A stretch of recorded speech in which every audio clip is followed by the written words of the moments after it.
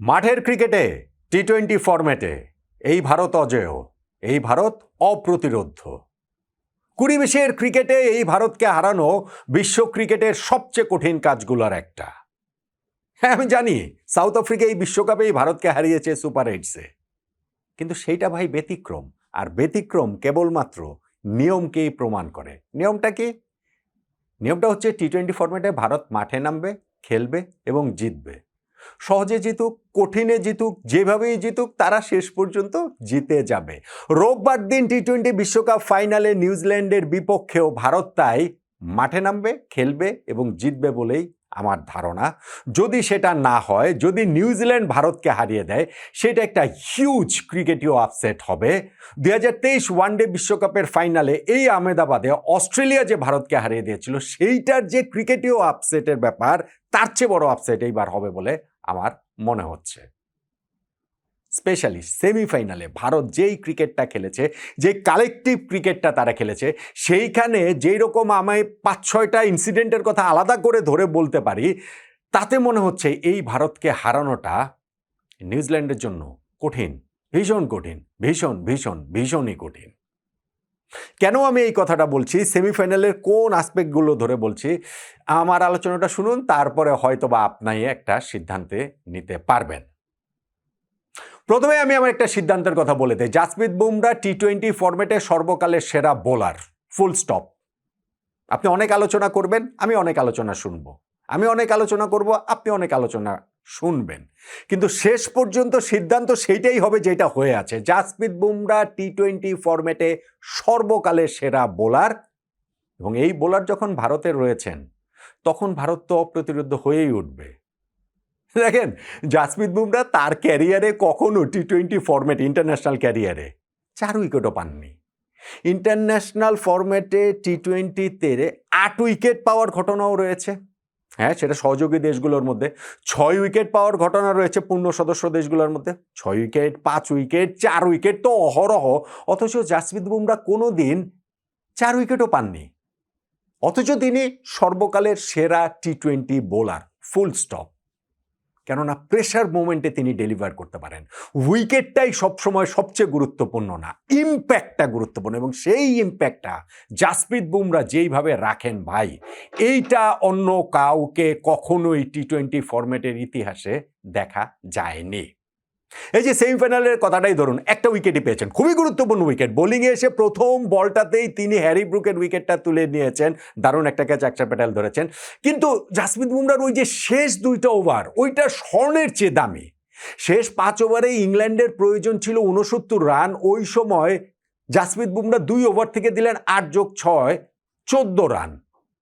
তাহলে আর ইংল্যান্ড ওইখান থেকে ম্যাচটা কিভাবে জিতবে? এই যে 2টা ওভার তিনি বোলিং করলেন, সেটা কি গত টি-20 বিশ্বকাপের ফাইনালের স্মৃতি আপনাকে মনে করে দিচ্ছে না?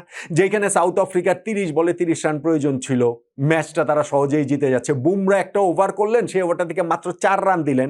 24 বলে 26 রান প্রয়োজন, একটা ওপেনিং তৈরি হলো ভারতের, এবং হার্দিক পান্ডিয়া পরের ওভারটাতে আউট করে দিলেন হচ্ছে যে হেনরিক ক্লাসেনকে। তারপরেও গিয়ে জাসপ্রীত বুমরা যখন আবার বল হাতে তুলে নিলেন, 3 ওভারে দরকার ছিল 22 রান সাউথ আফ্রিকার, তখনও ম্যাচ সাউথ আফ্রিকার হাতে। ওই ওভারে বুমরা মার্কো ইয়ানসেনের উইকেট তুলে নিলেন এবং দিলেন মাত্র 2 রান। 18 বলে 22 রান প্রয়োজন, হয়ে গেল 12 বলে 20 রান প্রয়োজন, এবং সেইখান থেকে ম্যাচটা তারপরে শেষ করেছে হরদীপ সিং, হার্দিক পান্ডিয়া, তারা শেষ করেছে। কিন্তু ওই যে বুমরার যে ম্যাজিক্যাল বোলিং, সেইটার স্মৃতি কি আপনার এই সেমিফাইনাল থেকে মনে পড়েনি? ফলে আমি বলছি ভাই, এরকম একজন বোলার, তিনি তার জেনারেশনের সেরা তো বটেই, এই ফরম্যাটে সর্বকালের সেরা। আপনি আরেকটু বাড়িয়ে নিয়ে হোয়াইট বল ফরম্যাটেই কিনা ওয়ানডে মিলিয়ে সর্বকালের সেরা, সেই আলোচনা করতে পারেন, কিন্তু আমি অত ডিটেলসে যাচ্ছি না। কিন্তু আমি বলছি, এরকম জাসপ্রীত বুমরার মতো একজন বোলার থাকলে ভারত অজেয়, অপ্রতিরোধ্য হয়ে উঠবে না কেন? নাম্বার 2, আরেকটা ইনসিডেন্টের কথা সেমিফাইনাল আপনি দেখেন, অক্ষর প্যাটেলের ক্যাচ 2টা।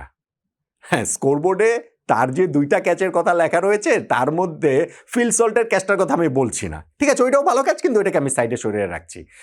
ক্যাচ যেটা ধরেছেন তিনি, ওই যে হ্যারি ব্রুকের ক্যাচটা, জাসপ্রীত বুমরা স্লোয়ারটাতে বিভ্রান্ত হয়ে দৌড়ে গিয়ে একটা অসাধারণ ক্যাচ শোল্ডারের উপর থেকে তিনি ধরেছেন, এইটা একটা ক্যাচ। আর আরেকটা ক্যাচ যেটা স্কোর কার্ডে তার নাম লেখা নেই, কিন্তু এটা তার ক্যাচ।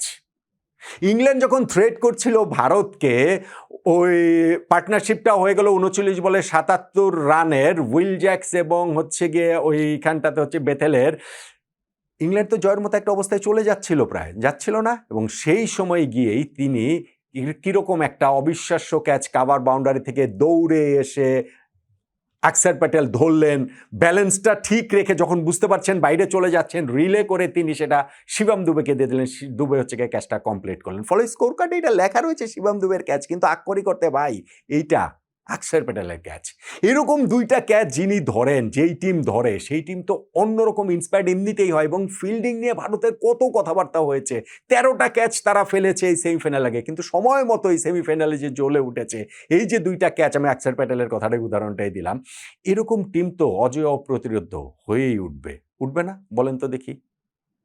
আপনি নাম্বার 3 ধরেন হার্দিক পান্ডিয়ার কথাটা আমরা একটু ভুলে যাচ্ছি, হ্যাঁ ঠিক আছে, ওরকম 2টা ওভার করেছেন জাসপ্রীত বুমরা, তারপরেও শেষ 2 ওভারে 39 রান প্রয়োজন। ইংল্যান্ডের প্ল্যানিংটাই ছিল বুমরার ওভারটা শেষ হলে তারপরে গিয়ে যদি তারা ম্যাচ জিততে পারে। ওই সময় হার্দিক পান্ডিয়া কি একটা ওভার করলেন, কি অসাধারণ একটা ওভার তিনি করলেন। 19 নম্বর ওভারটা থেকে মাত্র 9 রান দিলেন, যেই কারণে লাস্ট ওভারে প্রয়োজন গিয়ে দাঁড়ালো আরও 30 রান, সেটা তো আর হবার নয়, সেটা আর হয়ওনি। ফলে এই কন্ট্রিবিউশনের কথাটাও তো আসলে ভুলে যাওয়া যায়। কিভাবে আপনি ভুলবেন সঞ্জু স্যামসনের সেই স্যাক্রিফাইসটা, যেটাও একটা গ্রেট টিম হয়ে ওঠার হলমার্ক, একটা চিহ্ন নিঃসন্দেহে। স্যাক্রিফাইসের কথা কেন বলছি? সঞ্জু স্যামসন দুর্দান্ত একটা ইনিংস খেলেছেন, 42 বলে 89 রানের একটা ইনিংস খেলেছেন, 200+ স্ট্রাইক রেটে একটা ইনিংস তিনি খেলেছেন, 7টা ছক্কা 8টা 4 তিনি ইনিংসে মেরেছেন। কিন্তু তিনি তো খুব সহজেই নিজের সেঞ্চুরির জন্য যেতে পারতেন না? 13 ওভার শেষে তার রান 89, আরো 7 ওভার বাকি, সেঞ্চুরি পেতে তার বাকি আছে মাত্র 11 রান। তিনি কি একটু স্লো ডাউন হতে পারতেন না? করেন নাই তো। যখন উইল জ্যাক্স বোলিংয়ে আসলো, তিনি বলটা চার্জই করতে গিয়েছেন, হ্যাঁ তিনি আউট হয়ে গেছেন, কিন্তু স্টিল ভারতের পরের দিকের ফায়ার পাওয়ার রয়েছে, যারা এইটা তিনি আউট হয়ে গেলেও এটা ক্যারি করতে পারবেন। নিজের গ্লোরির জন্য, সেঞ্চুরির জন্য, পার্সোনাল গ্লোরির জন্য তিনি যাননি। আগের ম্যাচে সঞ্জু স্যামসন যে ইনিংসটা খেলেছিলেন ওয়েস্ট ইন্ডিজের বিপক্ষে, রান চেজে 50 বলে অপরাজিত 97 রান, সেটা ডিফারেন্ট একটা ইনিংস ছিল। এইবার হচ্ছে টার্গেট তিনি সেট করে দিচ্ছেন, এই ইনিংসটা ডিফারেন্ট। গত ম্যাচটাতে সেঞ্চুরি করার মতো যথেষ্ট রান শেষে গিয়েছিল না, প্রতিপক্ষ করেনি, আর এই ম্যাচে তো যথেষ্ট সময় ছিল, কিন্তু পার্সোনাল গ্লোরির জন্য যাননি। এরকম যখন হয় টিম কামস ফার্স্ট, এই মন্ত্রে যখন হচ্ছে গিয়ে ক্রিকেটাররা খেলেন বা কোনো একটা টিমের প্লেয়াররা যখন খেলেন, তখন সেই টিমকে থামানো তো কঠিন না?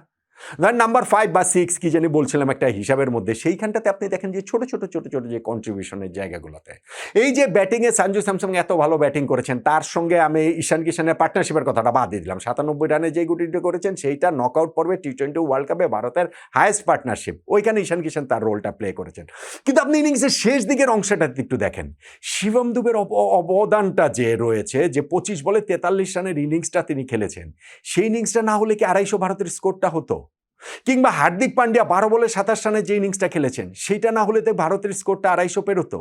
কিংবা তিলক বর্মা যে 7 বলে 21 রানের ইনিংস খেলেছেন, সেইটা না হলে ভারতের স্কোর 250 পেরোতো। আর যদি ভারতের স্কোর 250 না পেরোতো, তাহলে কি ভারত সেমিফাইনালটা জিততে পারতো না হয়তো বা। ইংল্যান্ড তার ব্যাটিংয়ে পরের অংশটাতে সেইটা দেখেছে যে জিততে হয়তো বা পারতো না। এই যে ছোট যে কন্ট্রিবিউশনগুলা, সেইটাই তো একটা গ্রেট টিম গড়ে তোলে। হ্যাঁ, ভারত মাত্র 7 রানে ম্যাচ জিতেছে, কিছু জায়গায় এদিক ওদিক হলে ইংল্যান্ডও ম্যাচ জিততে পারতো, ট্রু। এখন ইতিহাস তো সবসময় বিজয়ীরাই লেখে, ইতিহাস সবসময় হচ্ছে গিয়ে বিজয়ীদের স্যালুট করে, বিজয়ীদেরই কুর্নিশ করে। যেই কারণে আজকে ভারতকে নিয়ে এত কথাবার্তা বলা হচ্ছে। যদি ইংল্যান্ড জিতে যেত, তাহলে হয়তো বা আমরা জ্যাকব বেথেলের সেই সেঞ্চুরি নিয়ে মহাকাব্য হয়ে যেত, ওইটা নিয়ে অনেক আলোচনা হতো। কিন্তু শেষ পর্যন্ত গিয়ে তিনি পরাজিত দলের, এবং ইতিহাসে পরাজিত দলের অবস্থানটা তাদেরকে স্যালুট করা যায়, অভিনন্দন জানানো যায়, কুর্নিশ জানানো যায়, কিন্তু শেষ পর্যন্ত সেই সহানুভূতির জায়গাটাতেই তারা থাকেন, কারণ তারা বিজয়ী না। ভারত এই জায়গাটাতে বিজয়ী। এবং এই যে আমি বলছি সেমিফাইনালটার মধ্যেই এই যে জাসপ্রীত বুমরার মতো সর্বকালের সেরা একজন আরও একবার তার ম্যাজিকটা দেখালেন শেষ 2 ওভারে। অক্ষর প্যাটেল কি অসাধারণ 2টা ক্যাচ ধরলেন, যেই একটা ক্যাচ স্কোরবোর্ডে লেখা নাই, অথচ তার ক্যাচ। সঞ্জু স্যামসন কীরকমভাবে স্যাক্রিফাইস করলেন, যে দলকে নিজের পার্সোনাল গ্লোরির সামনে স্থান দিলেন। হার্দিক পান্ডিয়া কি অসাধারণ একটা তার 19 নম্বর ওভারটা করলেন, কি দুর্দান্ত কন্ট্রিবিউশন ব্যাটিংয়ের শেষ দিকে গিয়ে শিবম দুবে কিংবা হার্দিক পান্ডিয়া পান্ডিয়া কিংবা তিলক ভার্মাদের এত কিছু যখন হয়, একটা টিমে 11 জন পারফর্ম করেন না একটা নির্দিষ্ট ম্যাচে। বরুণ চক্রবর্তীর এই ম্যাচ খারাপ গিয়েছে, ধরেন অভিষেক শর্মা এখনো ফর্মে আসেনি, সূর্যকুমার ইয়াদবকে দেখা যাচ্ছে না, কিন্তু বেশিরভাগ ক্রিকেটার যখন ওইরকমভাবে পারফর্ম করেন তখন সেই টিমকে থামানোটা কিন্তু আসলে কঠিন হয়ে যায়, ভীষণ রকমের কঠিন হয়ে যায়। সেই কারণেই আমার কাছে মনে হচ্ছে যে আহমেদাবাদের ভূত ভারতের যতই থাকুক না কেন 2023 ওয়ানডে বিশ্বকাপ ফাইনালের কারণে নিউজিল্যান্ডের বিপক্ষে এই ম্যাচটাতেও সেই অজেয় অপ্রতিরোধ্য ভারতকেই সম্ভবত দেখা যাবে। কেননা এই দলটাতে চ্যাম্পিয়নের এত এত উপাদান ছড়িয়ে রয়েছে যে তাদেরকে হারানোটা নিউজিল্যান্ডের জন্য কঠিন, ভীষণ কঠিন, ভীষণ ভীষণ কঠিনই হবে বলে আমার মনে হয়। আপনার মতামতটা জানাতে পারেন।